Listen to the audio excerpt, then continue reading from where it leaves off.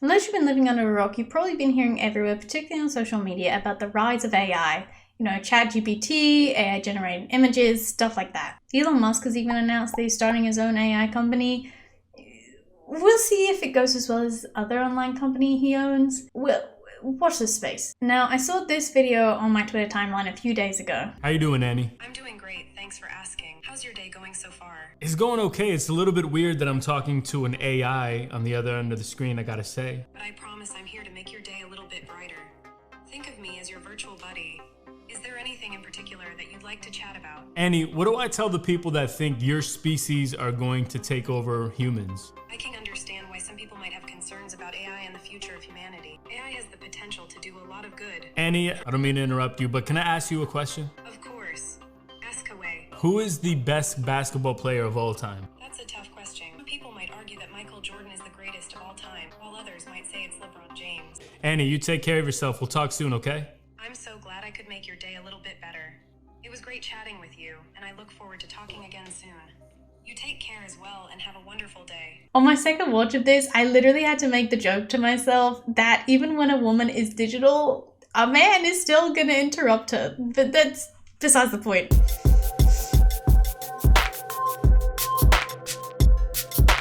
This is just one of many AI-related tweets I've seen pop up on my timeline, like on my TikTok For You page, Twitter timeline, all that kind of stuff as of late. And I've kind of been thinking a lot about it and what AI could possibly mean for women. And I kind of just wanted to talk a little bit about it. Hello, if you're new here, I'm Molly. If not, welcome back.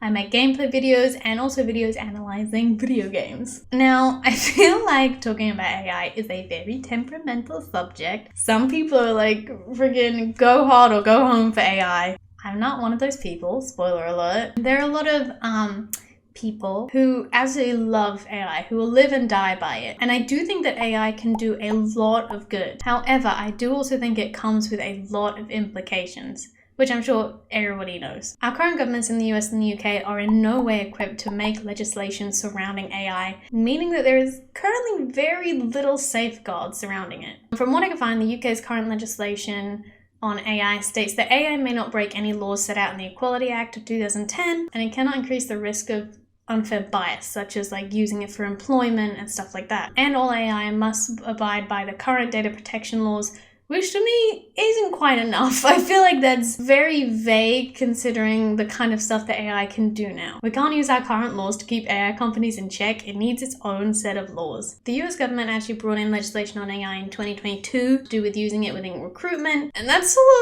all I could find currently for the US, but a lot of news articles I was reading say that they're looking to adapt similar laws to that of the EU. The EU has introduced some quite thorough legislation, but obviously for us in the UK, we're no longer part of the EU, a bit of a touchy subject, so that doesn't help us out. However, I'm sure a lot of people have seen the interview clips of Congress questioning the CEOs of Facebook and TikTok. Is there some algorithm that spits out some information to your ad platform, and then let's say I'm emailing about Black Panther within WhatsApp. Do I get a Black Panther banner ad? Facebook systems do not see the content of messages being transferred over WhatsApp. Yeah, I know, but that's not what I'm asking. I'm asking about whether these systems talk to each other without a human being touching it.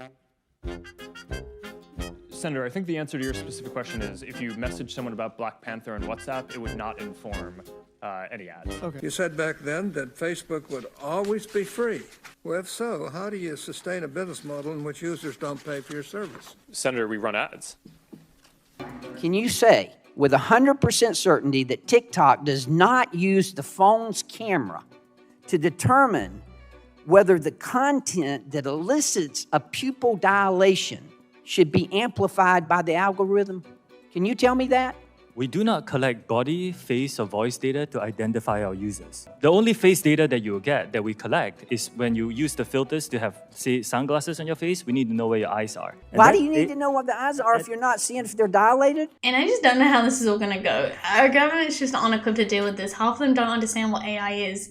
So how could they possibly make legislation surrounding it? I don't have a lot of faith that our current governments grasp the potential of AI to know what laws to even put in place, which, isn't completely their fault. They're politicians, they're not computer scientists, so I can't completely blame them. AI terrifies me personally so much as a woman, and I want to sort of talk about why. I feel like I haven't seen a lot written about it, at least on my social media and news radius, in terms of I haven't seen a lot of people talking about the implications of what AI could mean for women. I don't really know how to explain it, so I just kind of want to talk about it. If you missed it, about a month or so ago, a very big and very upsetting story broke surrounding Twitch streamers Cutie Cinderella and Pokimane. Fake explicit photos of them, deep fake photos of them, were created and shared on a pornographic website. And this only came out, the story only broke because another streamer, who was supposedly a friend of theirs, had a window open with these images on it.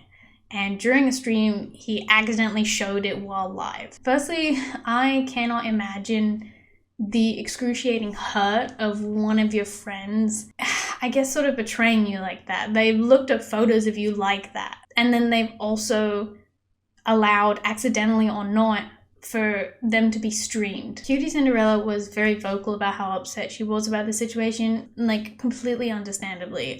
When this news story broke, there were a number of people, on Reddit and Twitter, who basically argued that there was nothing wrong, like morally, with deepfakes or AI images, like these explicit images of women. And I think this has been an ongoing bad take for a while, but I want to talk about it specifically in relation to this story. There were a lot of replies I personally read on Twitter that took the opinion of, these photos aren't real, they're faked, so surely you can't be upset about that. It was this stance that because they were not real photos of these people, no ethics, no morals were broken. And this point of view lacks so much empathy for these people involved. And regardless, even if you yourself are like, oh, if I put myself in those shoes, I wouldn't care, those photos aren't real. It doesn't matter. They do. They care. These women care. These women care that these images are out there, and so you should too. You should feel empathy for them. You don't need to argue whether their emotions or reactions are justifiable. I need you to hear me when I say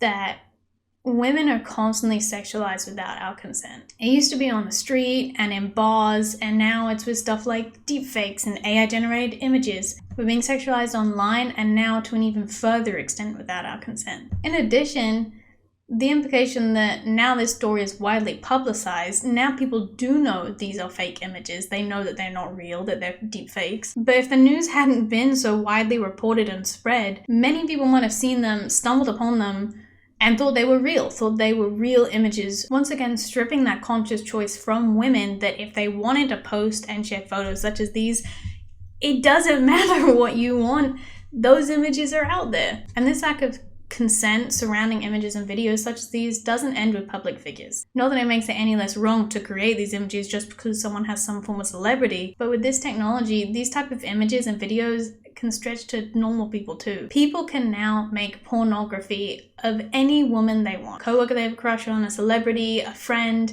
someone they're dating, and there's nothing that women can do about it. There's nothing to prevent it from being created and possibly shared. I found a news story from literally the 14th of April, so like 2 weeks ago from the point of filming this video, that a teacher in Texas had deepfakes, explicit deepfakes, made of her using AI and posted on a social media account with the intention to sell them. This could have destroyed this woman's career if it was found by a parent or a student. And although this isn't a new thing, it's just new technology. This kind of stuff has been happening for years with photoshopped images of celebrities and women. However, now you don't even need Photoshop skills to make these images. You just need to log into an AI image generator. And the other issue is, even if laws are put in place surrounding these explicit deepfake images, it will be so hard to regulate. I know already that certain AI image generators will not allow you to make explicit deepfakes, but there are many that are. And for the ones that are, how are you going to regulate every image that goes through there and make sure that it is not of a real person, that it's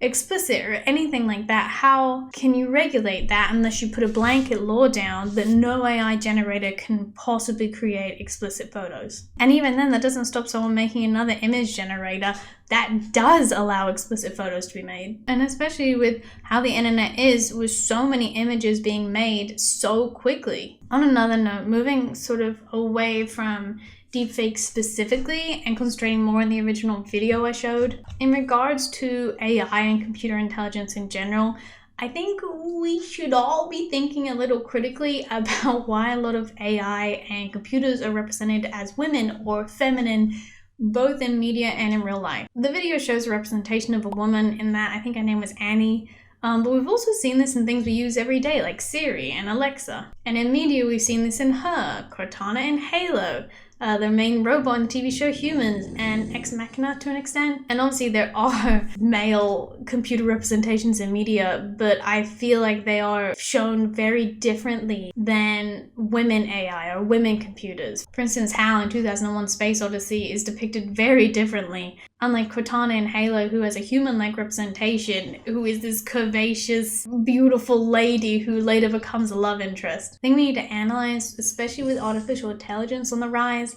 this seemingly recurring theme of women being representations for AI and computers that serve and help. I hope, if not, you can Google it, there are many studies that women in Western countries still do a majority of the housework in comparison to their male partners, even when both are working full-time. And I feel like it is a bad perpetuation to have women also be the faces and voices of help. And I think it could possibly be a bad perpetuation to have women also be the faces and voices of helpful artificial intelligence. It's very well known that the media and the world around us affects our perception of it. So I think there's a lot to be said surrounding that and how it could possibly affect generations for years to come and how they see women. I can't predict the future, but we know that media affects us, and we know that a lot of gender stereotypes are environmentally taught as we're growing up. And so I think there's a lot that can be said and discussed around having women be the face of computers and artificial intelligence. I don't really have a sum up of this video. I sort of just wanted to make it as I had a lot of thoughts buzzing around in my brain surrounding women and AI and the intersection of both the dangers it poses, and also I want to think about the implications that women could be facing because of these AI. Obviously nothing is concrete, but I do think it is a slippery slope in terms of representation for women, and also just these explicit images. Unless something is done about it, we're going to see more and more stories like this. It doesn't just stop with women, right? Explicit images can be made of anybody. And so I really hope that we see legislation surrounding this. So I don't really have an optimistic ending. I just wanted to sort of write my thoughts down and then make a video about it. So thank you if you made it this far. Thank you for watching. Let me know your thoughts down in the comments. I just have a lot of thoughts, and I've been thinking about this non-stop for the last week, so I'd love to discuss it and stuff. If you liked the video, make sure to give it a like, maybe they'll subscribe, follow me on social media and all that stuff I meant to say at the end of the video. Also, let me know how you like this camera angle. I'm trying to film on a better camera, but the angle is not as wide, and so it's a little precarious. So let me know. Let me know if you prefer it, if you hate it. Let me know. I hope you're having a wonderful day. I hope you're taking care of yourself, and I will see you next time. Goodbye.